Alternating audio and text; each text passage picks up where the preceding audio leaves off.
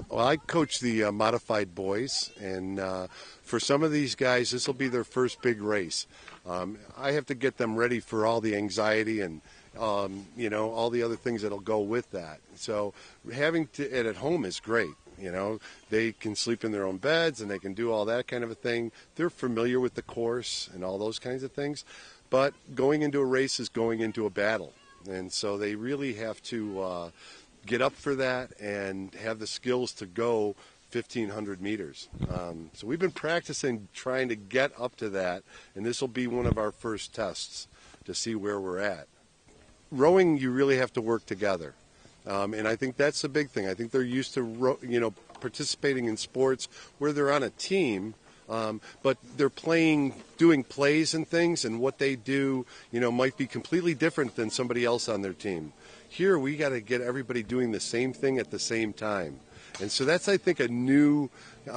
It's a new area for them to have timing and be together and do all those things. That's probably the hardest thing they have to get together and be able to do. I've been coaching mods for a while, and I like doing coaching the mods because they are little sponges and they learn really quickly. And if you can teach them right, they don't get bad habits from the beginning. And so we do emphasize technique more than speed at this age. Speed will come if you have technique, but if you're trying to correct somebody's bad technique later on, it's really hard to fix. So, yeah, they're sponges and they're pretty athletic, and they just get stronger and bigger, and you can watch them grow up and they actually possibly be future Olympians.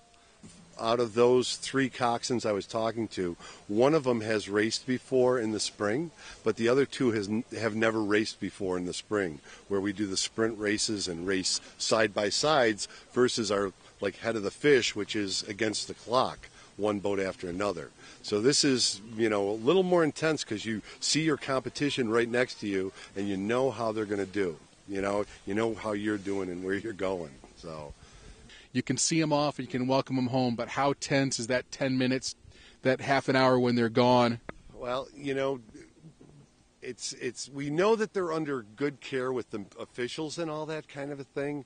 But when you leave, you say, did I really prepare them for everything they're going to come up against? And when they come back, they'll tell you if there was something that they thought they could use later on. But the feeling you get when you see them just going off the dock and going out there is like, did I do my job, and are they prepared for what they're getting into? And it's a scary thought. Coaches don't get medals. The kids get a medal, and to see their faces and see their excitement.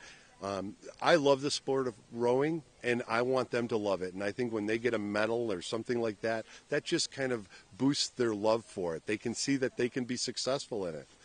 Some of the kids that we haven't been successful in other sports, and they are finding success in rowing. And that in itself is a wonderful thing.